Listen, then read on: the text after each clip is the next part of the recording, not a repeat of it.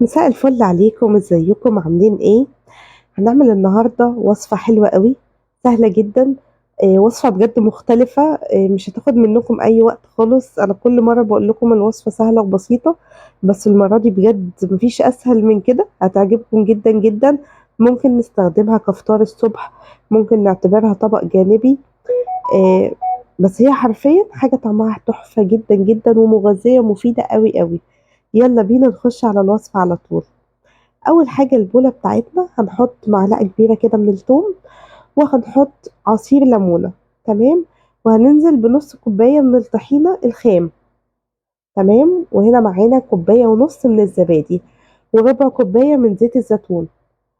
وهنا معايا معلقه صغيره من الكمون، نص معلقه صغيره من الملح، نص معلقه صغيره من البابريكا. بصوا احنا حطينا المكونات كلها مع بعض ومزجناها حلو قوي بالويسك زي ما انتم شايفين كده. تمام. هنا كان معايا حمص مسلوق، رحت منزله الحمص بالميه بتاعته، ميه السلق، عشان تخليها تبقى خفيفه شويه عشان تخفلي الطحينه كمان. تمام. يعني مش اوعى خالص تفصلوها من الميه بتاعتها، الميه مهمه جدا هنا، الميه بتاع سلق الحمص. تمام. كده خلاص. بعد كده هنبتدي بقى ان احنا نزينها.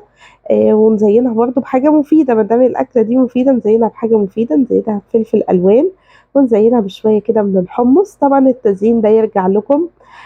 نعناع حلو جدا جدا معاها، النعناع بيبقى حلو قوي مع الطحينة والحمص. شوية من البابريكا. وممكن شوية كمان من زيت الزيتون. يعني التزيين بقى دي حاجة ترجع لكم انتوا.